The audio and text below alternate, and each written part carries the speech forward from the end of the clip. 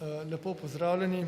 V veliko veselje mi je, da danes tu v Ljubljani gostim dragega kolego estonskega predsednika vlade Jurija Ratasa.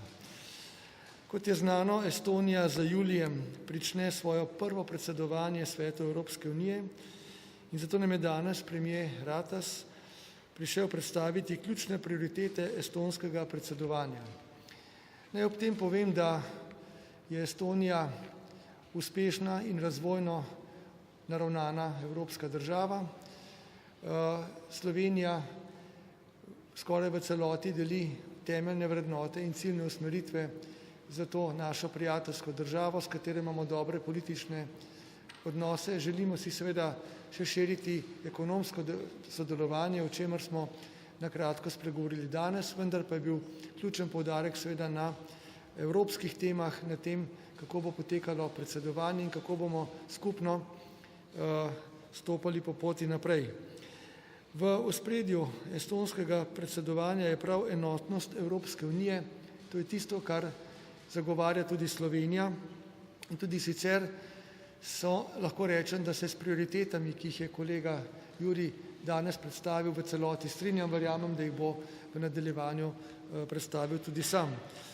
Oboji se zavzemamo za trdnejšo unijo, v kateri pa bomo sprejemali odločitve hitreje in jih tudi učinkoviteje implementirali v korist naših evropskih državljanov. Še posebej je pomembno, da se estonsko predsedstvo zavzema za enotno in uravnoteženo Evropo, v kateri moramo graditi seveda predvsem tudi varnost. Varnost je tista, ki daje osnovne pogoje za to, da lahko Evropo razvijamo naprej. Seveda pa se moramo osredotočiti tudi na potrebe gospodarstva, moramo biti osredotočeni na modernizacijo naše evropske družbe in tudi tu mislim, da lahko tako Estonija kot Slovenija veliko prispevata s svojimi izkušnjami, denimo na področju digitalizacije, na področju informacijskih storitev nasploh. Še posebej pomembno pa je, da gradimo Evropsko unijo prihodnosti tako, da ponudimo jasno perspektivo tudi mladim generacijam z vsemi priložnostmi, ki so tu pomembne. Varnostno vprašanje je pomembno zato, ker Evropo ogroža terorizem, ker je, vemo, Evropa pod pritiskom številnih irregularnih, torej ilegalnih migracij in ker seveda so na mejah Evrope in v naši bližini, torej v bližini Evrope, številna krizna žarišča. Naj ob tem, ko omenjam ta element varnosti, še enkrat izražim svoje sožalje in solidarnost z vsemi svojci žrtev, ki so danes pravzaprav bile podvržene terorističnemu napadu v Združenem kraljestvu v Manchesteru. Naj povem, da gre za skrajno zavržno dejanje, ki ga na vse načine obsojamo in stojimo skupaj z vsemi državljankami in državljani tako Združenega kraljestva kot celotne Evrope v boju, v prizadevanju za to, da presežemo vsa takšna dejanja in da se obranimo takšnih terorističnih groženj. V luči vprašanja varnosti seveda so odprla tudi vprašanje Zahodnega Balkana, za katerega oba meniva, da mora ostati del naše evropske družine, zato mora ostati ta evropska perspektiva tudi za te države odprta. Seveda pa pričakujemo, da bodo tudi te države Zahodnega Balkana sčasoma izpolnile pogoje, da se bodo lahko pridružile Evropski uniji. Slovenija se bo, kot veste, tudi aktivno umestila v obrambno strukturo baltskih držav s svojim sodelovanjem. Se bomo konkretno v Latvijo naslednji mesec poslali skupino naših vojakov, ki bo sodelovala v okviru NATO-ve okrepljene prisotnosti v posebni, bi rekel, strukturi. Naj povem, da Sva se posebej, ko sva se pogovarjala o bilateralnih odnosih, zavzela tudi za krepitev našega gospodarstva, medsebojno krepitev, bi rekel, gospodarskih, trgovinskih in drugih odnosov, tudi izboljšanja, bi rekel, vseh teh vezi, ki jih že imamo. In tu se odpira kar veliko vezi, možnosti za sodelovanje na področju informacijskih tehnologij, določenih industrij, še posebej povezanih z gozdnim gospodarstvom, pa tudi turizem je perspektiven. Skratka, tu je veliko možnosti za krepitev sodelovanja med državama. In veseli me še posebej, da obe državi prepoznava tudi digitalizacijo kot priložnost za naše državljane, za naše gospodarstvo in državo. In kot sem pojasnil kolegu Juriju, Slovenija ima tu jasno vizijo zelene referenčne države v digitalni Evropi. Naj zaključim, bi rekel, ta svoj nagovor s tem, da želim spoštovanemu premijeju Estonije, dragemu kolegu Juriju, veliko sreče in uspeha pri predsedovanju Evropski uniji. Verjamem, da bo to predsedovanje uspešno, tudi priprave, ki jih izkazuje kolega Juri, so dobre, kažejo, da Estonija ve, v katero smer je treba te priprave peljati in kako je treba vzpostaviti čim bolj tvorno, torej konstruktivno sodelovanje med državami. Tako da verjamem, da bo Estonija, da bo tvoja vlada, spoštovani Juri, uspešna. Hvala lepa.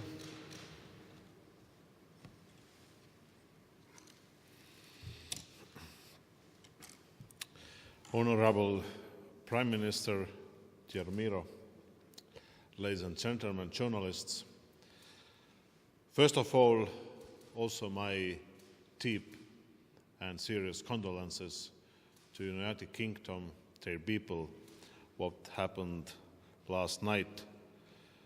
Attack in Manchester was attacked against our values, against democracy, and only together we can fight together the freedom.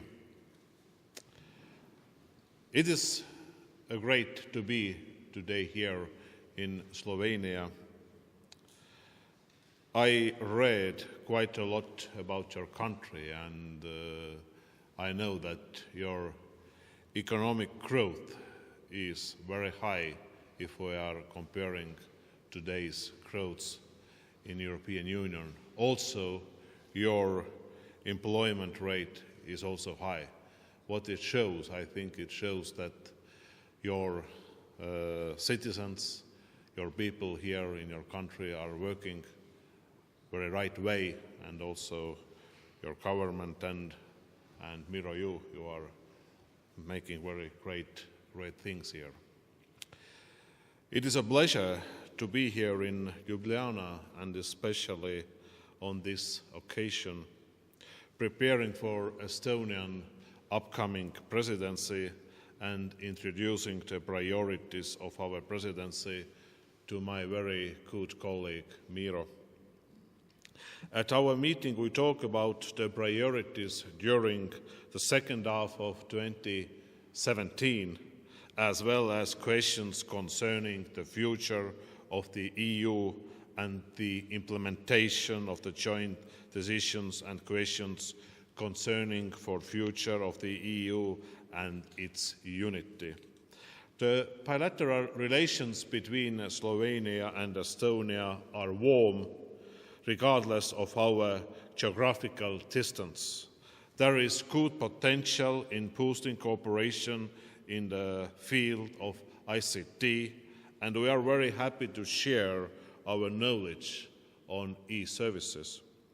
In July, Estonia starts its first ever presidency of the Council of the European Union at the eve of our country's 100th birthday. This is a role we take on with a sense of responsibility, but also with hope. This is because a whole generation of Estonians has grown up in a free Estonia, and for them the EU is a natural part of their world. I believe it is fundamental to show that European Union 27 is united and it works, that it is willing to make difficult decisions, but even more importantly, to deliver results. And more importantly, we need to show again and again and again that EU is the valuable part of our citizens' everyday life and an answer to the challenges that we face today. The role of the presidency is to search for a common denominator and balance, to find fair balance between risky and safe, economic, social and environment, big and small, north and south, west and east. Europe stands on its 4 fundamental freedoms and on a shared vision of peace and prosperity. Actually, we push for free flow of data to become the 5th freedom. With this in mind, the Estonian presidency will focus on the following priorities. First, an open and innovative European economy. Second, a safe and secure Europe. Third, a digital Europe and the free movement of data. And fourth, an inclusive and sustainable Europe. What Miro, you mentioned, I think it is also very important to show, for example, West Balkan countries, that European Union enlargement in perspectives is always on the table. I would like to stress again that our primary goal is to keep the unity of the EU and to advance our common course. There are many challenges on our way, be in the refugee crisis or recovering from economic instability, but also terrorism, war in Syria, and the fact that a large part of Ukraine's and Georgia's territory is still occupied by Russia. Estonia cannot make it alone. It's our collective effort. Therefore, I look forward to working very closely with you, Miro, and also all my other European colleagues in making sure that after the Estonian presidency, our common Europe is more secure, stronger, and more prosperous place. Thank you. Hvala lepa, spoštovana predsednika. Zdaj pa odpiramo čas za vaše vprašanje. Izvolite. Maja Lazar, STA. Oba sta poudarila v bistvu pomen enotnosti Evrope. Zdaj me pa zanima v bistvu, na kak način vidite vidva, da bi dosegli to enotnost, pa ali sta kaj spregovorila tudi o ljubljanski pobudi glede prihodnosti Evropske unije? Ja. Torej, če najprej odgovorim na drugo vprašanje, ljubljanska pobuda o prihodnosti Evropske unije seveda ni uraden dokument kateregakoli slovenskega organa, to je, bi rekel, program, ki ga je sestavila skupina intelektualcev in kot takšen verjamem, da ubira svojo pot po Evropi, je predmet lahko številnih razprav, seveda pa to ni dokument, ki bi ga uradno predstavljali na takšnih srečanjih. Kajti vlada predstavlja na takšnih srečanjih uradna stališča Slovenije, ki so pa zelo jasna. In tukaj sem zdaj pri prvem vprašanju enotnosti Evrope. Enotnost Evrope gradimo lahko samo večdimenzionalno, na različnih nivojih hkrati. Na eni strani je zelo pomembno, da voditelji držav kažemo to željo, potrebo in interes po enotnosti, kajti, in tu se mislim z dragim prijateljem Jurijem strinjava, alternativa je zelo slaba. Če Evropa ne bo enotna, če 27-terica ne bo enotno šla naprej po poti združene Evrope, po poti nadaljnjega integriranja, se bomo vrnili v preteklost, ko se bodo naše države dezintegrirale. To pomeni spet postavljanje meja, to pomeni konfliktni interesi, to pomeni, da se vračamo v obdobja, ki so se zelo klavrno končala. Zato verjamem, da moramo iti skupaj naprej. Zato pa potrebujemo tudi seveda naše državljane, evropske državljane.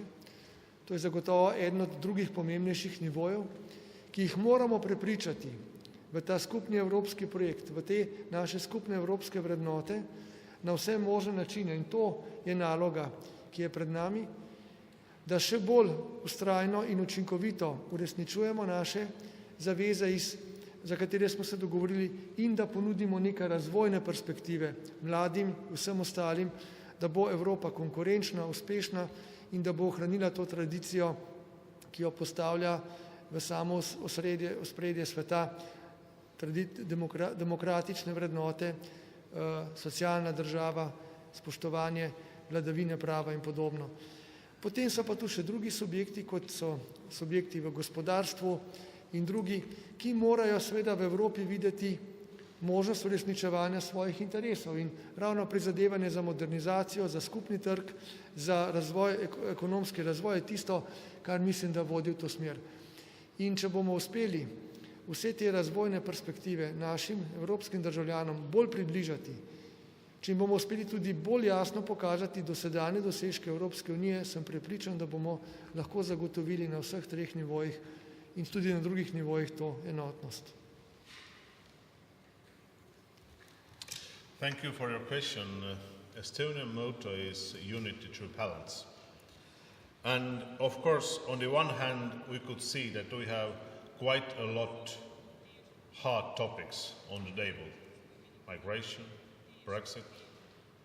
But on the other hand, personally myself and Estonia, we believe that European Union is positive today and in the future.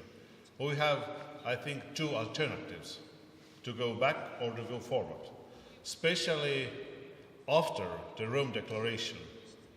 I could see that all these 27 states, they want to go forward. They want to could say that European Union will be much more stronger, will be much more united, will be much more secure, and I believe it.